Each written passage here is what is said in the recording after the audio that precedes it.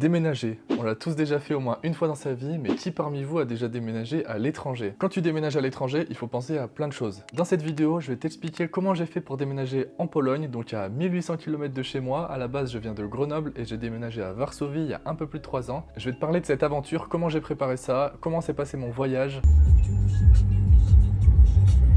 comment j'ai déménagé mes affaires, j'ai trouvé un travail, j'ai trouvé un logement, tout ça on va en parler dans cette vidéo. Et comme d'habitude, on n'oublie pas de s'abonner évidemment. C'est une vidéo qu'on m'a énormément demandé, alors j'espère qu'elle te plaira. Dans tous les cas, on commence direct la vidéo, je vais t'expliquer comment j'ai fait pour déménager en Pologne. Donc le premier thème que je voulais aborder, c'est le thème de l'argent. Où est-ce que j'en étais dans ma vie avant de partir en Pologne, au niveau financier, au niveau de ma situation personnelle. Donc en fait, j'ai décidé que j'allais partir en Pologne à peu près 6 mois, 1 an avant mon départ. À ce moment-là, j'étais en train de finir mes études, donc j'étais en deuxième année de master en alternance, et donc j'avais un salaire d'à peu près 1400-1500 euros par mois, tous les mois. Et donc ce salaire m'a permis de mettre de côté. Il faut savoir que je suis pas parti tout seul en Pologne, je suis parti avec quelqu'un, et à deux, on est parti avec à peu près 6000-6500 euros sur notre compte en banque pour partir en Pologne. Cet argent-là m'a permis de payer à la fois le déménagement, et puis les premières semaines, premiers mois en Pologne, pendant lesquels j'avais pas forcément de travail. Donc c'est vrai que c'est super important de mettre de l'argent à côté, surtout quand tu déménages dans un autre pays, parce que tu sais pas vraiment en combien de temps tu vas trouver un travail, comment ça va se passer au début, et ça te permet d'avoir une sérénité à la fois financière forcément, mais aussi dans ton état d'esprit, t'es peut-être un petit peu moins stressé, et ça te permet d'aborder le déménagement de manière un peu plus tranquille. Surtout que c'est pas facile de déménager dans un autre pays, t'es complètement dépaysé, donc c'est bien si t'as un petit peu de sous de côté. Tu vois, moi c'est comme ça que je l'ai vécu, ça m'a enlevé un stress, en sachant que évidemment quand tu déménages dans un autre pays, tu n'as pas le droit aux aides françaises bien sûr, comme le chômage par exemple, ou je sais pas, les APL, ou voilà. Pour moi c'est logique, mais c'est quand même bien de le rappeler, t'as pas le droit de toucher les aides françaises quand t'es dans un autre pays. Donc voilà, pour résumer, j'avais mis 6500 € de côté avec quelqu'un pour déménager en Pologne, et au final ça s'est super bien passé, et quand j'ai trouvé un travail, au final il me restait 4000 € sur ces 6500 €, donc j'ai très peu utilisé par rapport à ce que j'avais mis de côté. Et tant mieux. Ensuite on va passer au sujet d'après, c'est les affaires. Comment j'ai fait pour déménager mes affaires en Pologne? C'est vrai qu'on n'y pense pas forcément, quand on pense à déménager dans un autre pays, on pense surtout à ouais c'est cool, on va avoir une nouvelle culture, etc. Mais comment est-ce qu'on fait pour déménager ses affaires? Bah ouais, tu sais pas comme si tu déménageais dans une autre ville où tu loues juste un petit camion à côté de chez toi dans une entreprise et puis tu peux juste déménager tout seul tes affaires. Non, là c'est un petit peu différent. Donc moi je suis passé par une entreprise qui est venue récupérer mes affaires directement chez moi. La seule chose qu'ils m'ont demandé c'est de mettre ces affaires là sur une palette, et le prix dépendait du volume forcément, je crois pas que ça dépendait du poids. Et donc pour la petite histoire, moi j'avais pile 1 mètre cube d'affaires qui rentrait sur une palette, donc je te mets une photo là de toute ma vie qui rentrait sur une palette et l'intégralité des affaires que j'ai pris avec moi en Pologne. Et donc toutes ces affaires là, ça m'a été livré directement chez moi à Varsovie, quelques jours après, je crois que c'était 4-5 jours après parce qu'il y a un petit souci. Donc déménager mes affaires, au final c'était plutôt simple pour moi, je m'attendais à ce que ça soit un petit peu compliqué, trouver l'entreprise, etc. Et puis au final ça s'est vraiment très bien passé, et ça m'a pas coûté très cher. Au niveau du prix, 1 mètre cube d'affaires, ça m'a coûté 200 €. Forcément, ça dépend de la quantité d'affaires que tu as, donc si tu as plein de canapés, des meubles, etc., le prix va augmenter en fonction.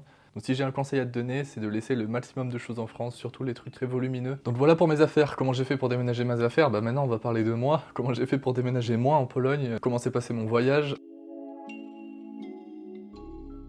Alors moi il faut savoir que j'ai une voiture, j'ai la chance d'avoir une voiture, j'ai le permis. Par contre j'ai pas une énorme voiture, j'ai une Suzuki Swift pour ceux qui connaissent, c'est équivalent on va dire à une Clio, je dirais que c'est entre une Twingo et une Clio peut-être. Donc j'avais embarqué dans ma voiture vraiment les trucs de valeur, les trucs pas trop gros et les trucs dont j'avais besoin tout de suite en arrivant en Pologne. Donc je crois que j'avais une ou deux valises avec mes vêtements pour pouvoir tenir une semaine, etc. Et puis j'avais aussi par exemple mon ordinateur portable, j'avais mon ordinateur fixe, j'avais ma trottinette électrique, voilà vraiment les trucs qui prennent pas trop de place et qui ont plutôt de la valeur, que je voulais pas qu'on casse ou qu'on abîme pendant le déménagement. Donc c'est les trucs que j'ai vraiment pris avec moi pour être sûr que ça allait arriver à bon port. Au niveau du voyage en lui-même, donc il faut savoir que c'est un voyage qui m'a pris 17 heures à peu près. Donc je suis parti à 4 h du matin. Le réveil, il a fait vraiment mal pour le coup, je me souviens encore du réveil. J'étais un peu dans un autre monde, je me disais mince, est-ce que c'est vraiment maintenant que je déménage en Pologne? Ça fait un peu bizarre de se dire que tu prends la voiture pour aller dans un autre pays. J'étais un peu triste aussi, forcément, je quittais ma famille, je quittais mes repères, etc. Aussi un peu excité. Bon, c'est un mélange de plein d'émotions qui étaient pendant ce déménagement-là. Et donc j'ai pris la voiture à 4 h du matin et j'ai fait des pauses uniquement pour mettre de l'essence. Donc c'était vraiment un voyage en mode one shot. Je voulais que ça aille le plus vite possible.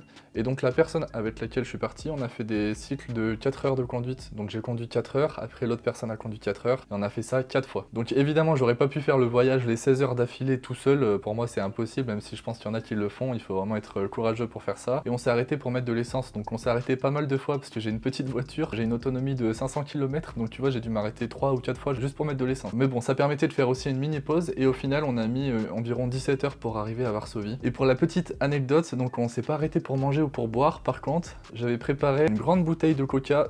Tu vois, les grandes bouteilles de 2 litres de coca, bah elle était vide. Et je l'avais remplie avec du café. Donc j'avais une énorme bouteille de café. Cette bouteille-là m'a vraiment beaucoup servi, surtout pour le premier cycle là, de 4 heures du mat jusqu'à 8 heures où j'étais vraiment claqué. Ça m'a vraiment beaucoup servi de boire autant de café. Ça m'a boosté pour le début du voyage. Et j'avais aussi prévu, donc j'avais fait un gâteau comme ça juste pour pouvoir manger pendant le voyage. Donc au final, on a fait le voyage d'un coup avec une grande bouteille de café et puis un gâteau. Donc on est arrivé vers 22 heures. Pourquoi c'était important qu'on fasse le plus vite possible? Parce qu'en fait, on récupérait les clés de mon appartement directement à Varsovie le soir. Il fallait que la personne soit réveillée et veuille bien nous donner les clés à une heure aussi tardive. Donc on a eu de la chance, la personne était gentille, a bien voulu nous donner les clés à 22 heures. Mais tu vois, s'il y avait eu un souci, qu'on était arrivé, je sais pas, à 23 heures minuit, je pense qu'on aurait dû prendre un hôtel puis récupérer les clés le lendemain. Mais au final, tout s'est bien passé. J'ai bien récupéré les clés après les 17 heures de voyage. Et c'était un voyage très fatigant, mais au final, j'étais vraiment super content d'arriver à Varsovie. Et en arrivant, ça fait quand même un petit peu bizarre parce que tu récupères les clés, mais t'as l'impression, tu sais, que tu pars juste en vacances. Tu récupères les clés du Airbnb en fait. Moi, j'étais déjà parti plusieurs fois en vacances à Varsovie et puis dans d'autres villes en Pologne. Et là, j'avais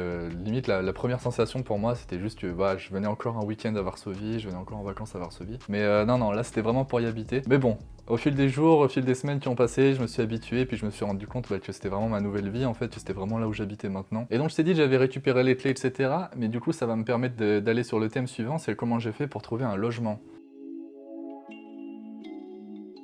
Parce qu'en Pologne, on n'a pas Le Bon Coin, le site que tous les Français utilisent pour trouver les logements.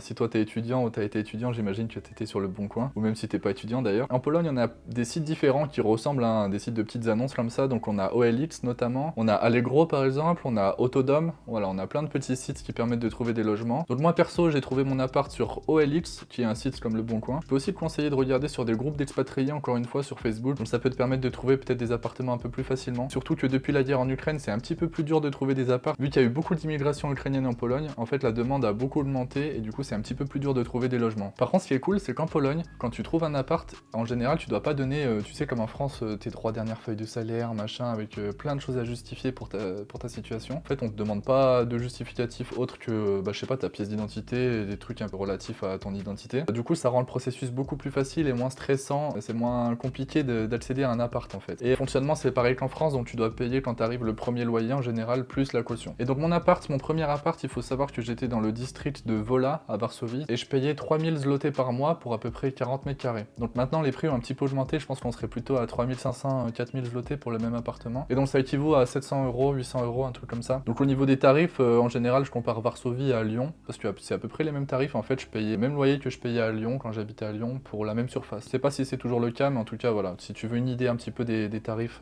c'est à peu près dans ces eaux-là. Ensuite évidemment je t'ai parlé du logement, mais il faut aussi que je te parle du travail.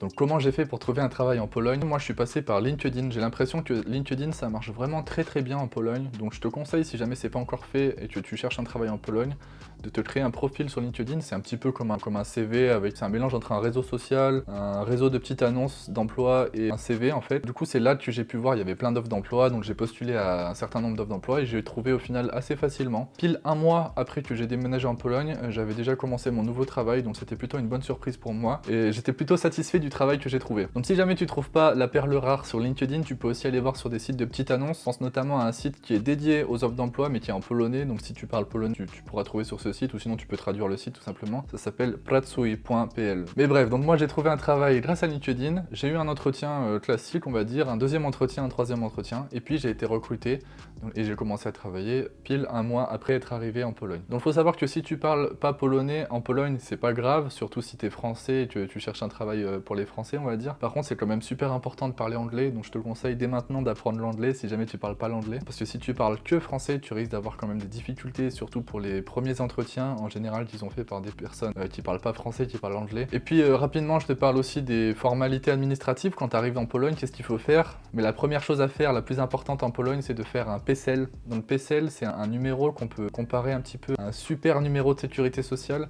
En fait, c'est le numéro qui va te suivre en Pologne toute ta vie et que tu vas utiliser pour tout et n'importe quoi, que ce soit, je sais pas, tu vas à l'hôpital, on va te demander ton PESEL, À la banque, on va te demander ton PCL. À la mairie, on va te demander ton PCL. C'est vraiment le numéro qui est associé à toi et qui permet à l'État et aux différents organismes comme les banques, etc. de te reconnaître et de savoir qui tu es. Mais comme je te disais, si jamais tu veux que je te parle un peu plus en détail de ces formalités-là, administratives, on va dire, quand tu arrives en Pologne, n'hésite pas à me le dire en commentaire ou tu m'envoies un message et puis je ferai une vidéo dessus avec plaisir. Et puis une fois qu'on a parlé de tout ça, il faut quand même que je te parle de mon ressenti perso, qu'est-ce que j'en ai pensé, tout ça. Est-ce que j'ai eu des regrets, est-ce que j'étais content, voilà. Tout ça, je vais t'en parler maintenant. Pour moi, la première semaine, c'était vraiment un peu particulier, j'avais juste l'impression d'être en vacances, surtout que j'avais pas de travail, donc en fait, la première semaine, tu sais, tu vas à Ikea pour t'acheter des trucs un peu de première nécessité, comme je sais pas, les draps, trucs pour la cuisine, voilà, les trucs vraiment de base pour ton appart. Tu cherches du boulot, mais voilà, t'es un petit peu t'atterris, on va dire. Donc j'avais pas vraiment l'impression d'avoir déménagé, pour moi c'était plus des vacances. Mais c'est vrai qu'au fur et à mesure des jours, je me suis habitué, je me suis rendu compte que j'habitais vraiment là-bas. J'ai jamais regretté d'avoir déménagé en Pologne, par contre, les choses qui étaient vraiment le plus compliquées pour moi, c'est l'éloignement avec mes montagnes, parce que je viens de Grenoble et j'aime beaucoup les montagnes, et en Pologne, les montagnes c'est pas ça, enfin alors il faut aller au sud, mais c'est à 5 heures de Varsovie, même plus de 5 heures de Varsovie. Forcément j'étais loin de ma famille, loin de mes amis, donc ça c'était la chose qui était la plus pesante pour moi. Mais au niveau de l'adaptation au pays, faire ses courses en Pologne, travailler en Pologne, vraiment la vie quotidienne en Pologne, je regrette pas du tout, je suis vraiment très content d'habiter ici. Et si c'était à refaire, je pense que je le referais comme ça. Peut-être que je ferais une étape juste pour le voyage en lui-même et que je ferais pas les 17 heures de route d'un coup, c'était un petit peu éprouvant on va dire. Peut-être s'arrêter au milieu du chemin en Allemagne par exemple, ça peut être une idée. Et voilà, donc maintenant ça fait 3 ans et demi, même plus que 3 ans et demi que j'habite en Pologne. Je suis toujours aussi content et comme t'as dû le comprendre si t'as vu mes autres vidéos sur ma chaîne YouTube, c'est un pays que j'adore vraiment et je peux que te recommander de déménager en Pologne si jamais c'est quelque chose qui t'intéresse. J'espère avoir fait le tour de tout ce que je voulais dire dans cette vidéo, comment déménager en Pologne. Bien sûr, si tu vois que j'ai oublié quelque chose, fonce en commentaire pour me le dire, ou alors tu m'écris un petit message, je vais essayer d'y répondre assez rapidement, soit par message, soit en vidéo. Dans tous les cas, j'espère que cette vidéo t'a plu. Comme d'habitude, n'hésite pas à t'abonner. Et en tout cas, je compte sur toi pour être présent pour mes prochaines vidéos qui vont arriver cette année sur la chaîne. Donc après t'avoir dit tout ça, j'ai plus qu'à te dire salut, on se retrouve à la prochaine vidéo. Let's go!